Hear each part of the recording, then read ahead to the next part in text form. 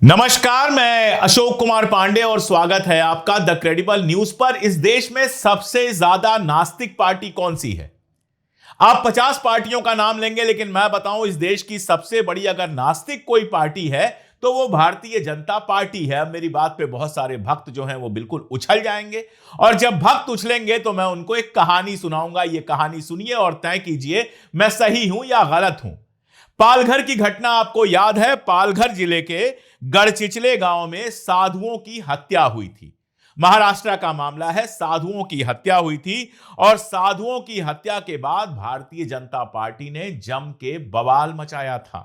उत्तर प्रदेश के जो यशस्वी हमारे मुख्यमंत्री हैं योगी आदित्यनाथ, उन्होंने कहा था कि अगर यह घटना यूपी में हुई होती तो आरोपी को कड़ी से कड़ी सजा मिलती। एकनाथ शिंदे ने कहा था, हालांकि वो भाजपा में नहीं है, उन्होंने कहा था कि उनके विद्रोह जो उन्होंने किया, जिस तरह से उन्होंने पार्टी छोड़ी उद्धव ठाकरे की या पार्टी तोड़ी, उसका एक कारण साधुओं की हत्या थी। और गुवाहाटी में ये बात कही थी उन्होंने, गुवाहाटी का दौरा किया था उन्होंने, और उन्होंने कहा था हम नंगी आंखों से साधुओं की हत्या नहीं देख सकते, यानी कि चश्मा लगाकर शायद देख सकते हैं। अब मैं क्यों कह रहा हूं चश्मा लगाकर देखने की? 16 अप्रैल 2020 को यह घटना हुई थी, जब सूरत जा रहे थे दो साधु और उनके ड्राइवर। गढ़चिचली में भीड़ ने उनकी बेरहमी से हत्या कर दी थी और इस मामले में मुख्य आरोपी था काशीनाथ चौधरी। काशीनाथ चौधरी नाम का व्यक्ति पालघर में साधुओं की हत्या का मुख्य आरोपी था, और अब नगर निगम चुनाव से पहले वही काशीनाथ चौधरी भारतीय जनता पार्टी में शामिल हो गया है। अब मेरा सवाल यह है कि जो योगी आदित्यनाथ कल तक कह रहे थे कि अगर यूपी में यह हुआ होता तो साधुओं के हत्यारों को कड़ी से कड़ी सजा मिलती, अपनी पार्टी के अंदर काशीनाथ चौधरी को शामिल होते देखकर कुछ कहेंगे? जो एकनाथ शिंदे कह रहे थे कि मैंने पार्टी तोड़ दी, उद्धव ठाकरे का साथ छोड़ दिया क्योंकि पालघर में साधुओं की हत्या मैं नंगी आंखों से नहीं देख सकता था, उनकी आंखों पर जब सत्ता और भाजपा का चश्मा लग गया है तो भारतीय जनता पार्टी में पालघर के हत्यारे की जो एंट्री हुई है उस पर कुछ बोलेंगे या खामोश रह जाएंगे? बड़ी बड़ी बातें करने वाले फडणवीस, अमित शाह, नरेंद्र मोदी पालघर के साधुओं के हत्यारे के भारतीय जनता पार्टी में शामिल होने पर क्यों चुप है? और अगर चुप है तो मैंने क्या गलत कहा कि यह सबसे बड़ी नास्तिक पार्टी है? साधुओं के हत्यारे को भी बड़े आराम से अपनी पार्टी में शामिल कर लेती है, इसको कोई समस्या नहीं होती। हिंदू मुसलमान में कहीं कोई कमी नहीं है, और उसके लिए भी आपको एक घटना बता ही देता हूं। अखलाक याद है आपको? 2015 की बात है, यानी भारतीय जनता पार्टी की सरकार बनने के एक साल बाद की बात। गौतम बुद्ध नगर जिले के दादरी के बिसाहड़ा गांव में भीड़ ने गौमांस रखने के शक में अखलाक की हत्या कर दी थी।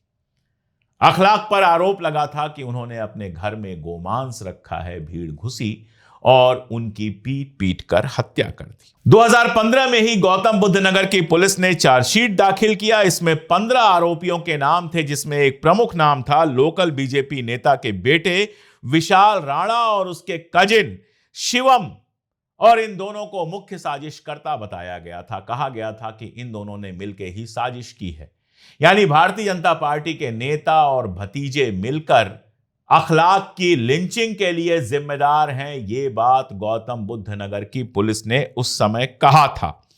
और जो मुकदमा किया गया था उस जमाने में आईपीसी थी। आईपीसी की धारा 302, 307, 147, 148, 149, 323, 504 और ऐसी ही धाराओं में किया गया था, यानी बेहद गंभीर धाराओं में एफआईआर हुई थी। 302 में सजाए मौत भी मिल सकती है, आजीवन कारावास भी मिल सकता है। 307 के साथ भी गंभीर सजाएं जुड़ी हुई हैं, और बाकी दंगे फैलाना वगैरह की जो धाराएं हैं वो भी संगीन धाराएं हैं।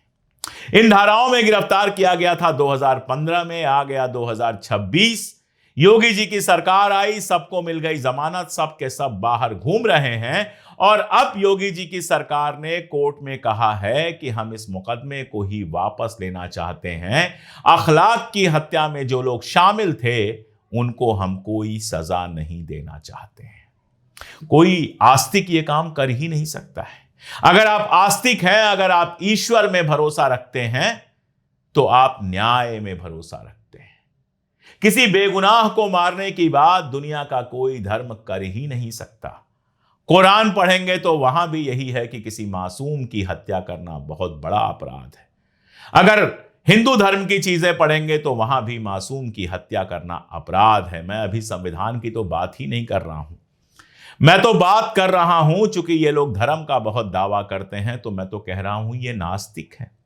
अगर ये आस्तिक होते, अगर इनके मन में भगवान का डर होता, तो हत्यारों को बचाने के लिए आगे नहीं बढ़ते। लेकिन महाराष्ट्र में साधुओं के हत्यारे को पार्टी में शामिल कर लिया, और उत्तर प्रदेश में एक गरीब मजदूर अखलाक की बिना मतलब की हत्या कर देने के आरोप जिनके ऊपर हैं, पहले वो जमानत पर बाहर घूम रहे हैं। आप देखिए, इस देश में उमर खालिद को जमानत नहीं मिलती, इस देश में सोनम वांगचुक को जमानत नहीं मिलती, खालिद सैफी को नहीं मिलती, शर्जील इमाम को नहीं मिलती। इन सारे लोगों में से किसी एक के ऊपर भी हत्या का आरोप नहीं है। किसी के पास से बंदूक छोड़िए, एक चाकू नहीं पकड़ा गया है, लेकिन ये लोग जेल में हैं और कब तक रहेंगे कोई नहीं जानता। शर्जील और खालिद और उमर को तो 5 साल से ज्यादा हो गया। सोनम वांगचुक को भी 3 महीने 2 महीने होने को आए, लेकिन ये कब जेल से निकलेंगे हम नहीं जानते। लेकिन अखलाक की लिंचिंग करने वाले, उसको पीट पीट के मार देने वाले, जिनके ऊपर 302 और 307 जैसे मुकदमे हैं, वो आराम से जमानत पर घूम रहे हैं, अपनी जिंदगी जी रहे हैं, और अब सरकार उनसे मुकदमा वापस लेने की बात कर रही है। इंडियन एक्सप्रेस में रिपोर्ट आई है जिसमें गौतम बुद्ध नगर के जो अतिरिक्त जिला सरकारी वकील हैं, एडीजीसी भाग सिंह भाटी, उनका बयान है। उनका कहना है कि हमने अखलाक अहमद के मामले में 15 अक्टूबर को सरकार की तरफ से केस वापस लेने की अर्जी सक्षम कोर्ट में दाखिल की थी। कोर्ट ने अभी तक आवेदन पर कोई आदेश नहीं दिया है और मामले की सुनवाई 12 दिसंबर की तारीख तय की है। और मुकदमा कैसे चल रहा है जरा आप ये देख लीजिए। जो पहली गवाह हैं अभियोजन पक्ष की, यानी अखलाक की तरफ की जो पहली गवाह हैं, अखलाक की बेटी शाइस्ता, उनकी गवाही भी अभी पूरी नहीं हो पाई है। उनकी गवाही चल रही है, क्रॉस एग्जामिनेशन होना बाकी है। यानी तारीख पर तारीख देकर मुकदमे को ऐसे ही खींचा जा रहा है। 15 साल में मुकदमा पूरा भी नहीं हुआ है। फैसले की बात आप छोड़ दीजिए, और फैसला आने से पहले ही सरकार फैसला लेती है कि मुकदमा वापस ले लिया जाए। जाहिर तौर पे कोर्ट को तय करना है कि मुकदमा वापस हो कि ना हो सकता है कोर्ट ये तय करे कि मुकदमा वापस नहीं होगा, चलेगा, और हो सकता है कोर्ट ये तय करे कि मुकदमा चलाने से कोई फायदा नहीं है। बीजेपी नेता के जो बेटा जी लोग हैं, उन लोगों को अब चुनाव लड़ने दिया जाए। अब बड़े हो गए हैं लोग, अब अपना चुनाव लड़े। आने वाला है फिर से चुनाव, योगी जी का खुल के प्रचार करें, कुछ और करें, पैसे जुटाएं, अपनी जिंदगी शान से जिएं। अखलाक पता नहीं था कि नहीं था, पता नहीं अखलाक की हत्या हुई थी कि नहीं हुई थी। वैसे भी ये देश बहुत जल्दी भूल जाता है। 2 महीने हुए नहीं कि सोनम वांगचुक को लोग भूल गए, तो अखलाक को मरे तो 15 साल हो गए। उसके बाद भी जाने कितने लोग लिंच हुए, किसी मामले में किसी को सजा मिली हो, ऐसा याद तो नहीं आता। कानून कैसे काम कर रहा है, सरकार कैसे काम कर रही है, बताने की जरूरत नहीं है।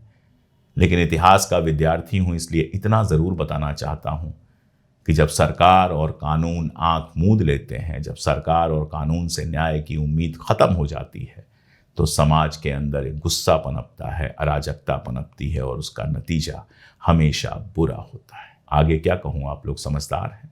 आज के लिए इतना ही, बहुत शुक्रिया।